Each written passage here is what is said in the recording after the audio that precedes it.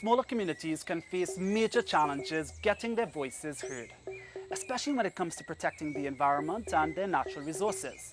Just talk to any community activist and they will tell you it's a challenge that can sometimes feel like David versus Goliath. What we have is a crown jewel, and this site we judiciously protect it. We fight for it. You doesn't have to plan to protect your community, you know, especially when you're born and grow up in your community and it didn't come in. What matters to me is that we can make a difference. So today, we'll be talking with some of these activists as well as the Cropper Foundation to learn about a special program that's been put in place to help empower these activists with the skill sets they need to tell their stories on their terms and become their own best advocates. Trinidad is a Real Place is brought to you by the National Gas Company of Trinidad and Tobago Limited. Trinbagonians can find the joke even in a serious situation. Our sense of humor is second to none. But for every story that may seem unreal, there's another of people who make TNT a better nation. Because we are real people, our dreams are real, and Trinidad is a real place.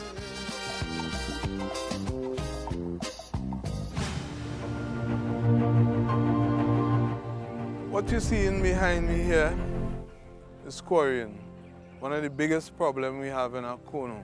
And we have a water shortage because of the quarrying. All the fish is dying. The flooding issue that we face really affects the market area in Valencia. We don't even see butterflies in Lupino anymore because they're cutting down the trees, they're cutting down the flowers.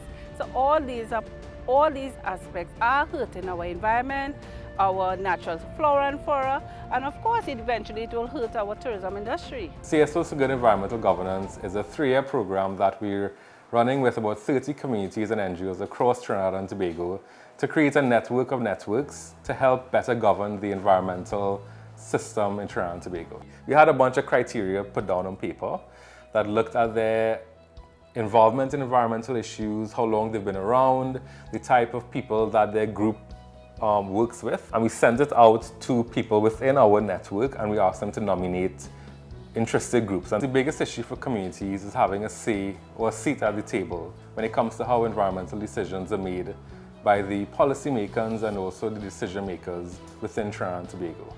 And to do that, we're helping to equip them with the confidence, but also the skills and capacities to understand what exactly environmental legislation and policy is. We wanted to learn how to better manage leadership roles, better manage activist role, better manage the environment. It is a tool that really strengthened me, you know, and in so forth it will bring much fruits, bear much fruits in my community.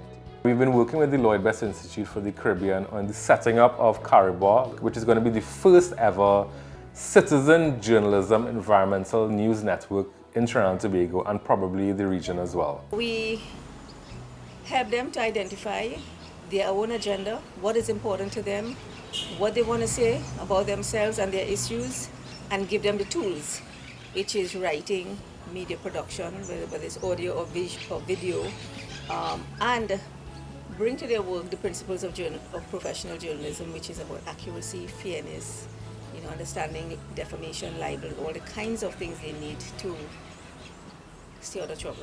It helps you to look at their problems through their eyes, and I think that's an education that I could not have paid for. Communities cannot depend on the media as an institution or as individuals to find their stories and communicate them.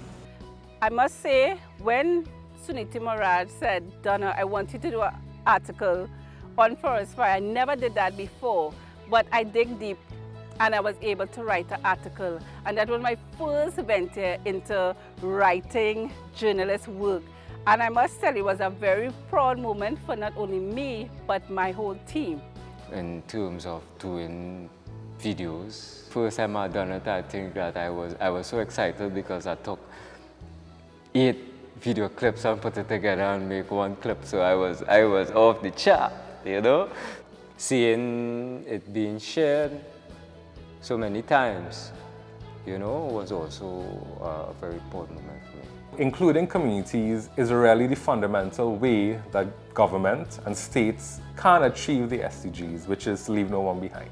And I think that is my number one bell to ring from my training through governance. It now becomes a great passion. You know, it's not about getting paid or getting recognized. So I got a little confidence now that I could write a letter saying this is what I need, because I know this is what the government's supposed to do for us. Yeah?